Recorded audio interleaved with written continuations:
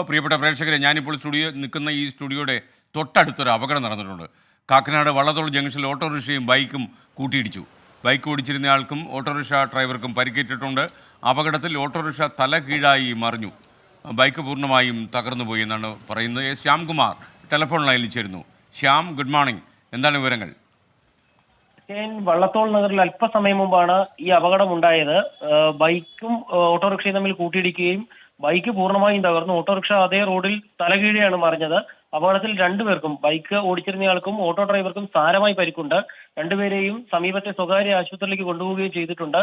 ഒരു ജംഗ്ഷനാണ് വള്ളത്തോൾ നഗർ. അവിടേക്ക് signal ലംഘിച്ചുകൊണ്ട് opposite സൈഡിലേക്ക് വണ്ടി ഓടിച്ചു വന്നതാണ് നിയന്ത്രണം വിട്ട് രണ്ട് വാഹനങ്ങൾ തമ്മിൽ ഇടിക്കാനിടയായതെന്നുള്ളതാണ് പോലീസ് പറയുന്നത്. ഏതായാലും അപകടത്തിൽപ്പെട്ടവരെ ആശുപത്രിയിലേക്ക് മാറ്റിയിട്ടുണ്ട്.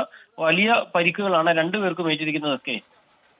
ഓക്കെ, ശ്യാംകുമാറാണ് വിവരങ്ങൾ നൽകിയത്. വള്ളത്തോൾ ജംഗ്ഷനിൽ അപകടമുണ്ടായി എന്നാണ് വാർത്ത. ലോകത്തെവിടെയായാലും ഏത് സമയത്തും 24 വാർത്തകളും ഓഗ്മെന്റഡ് റിയാലിറ്റി പാക്കേജുകളും എക്സ്പ്ലെയിനറുകളും വിശദമായി കാണാൻ ഞങ്ങളുടെ യൂട്യൂബ് ചാനൽ നിങ്ങൾക്ക് സബ്സ്ക്രൈബ് ചെയ്യാം.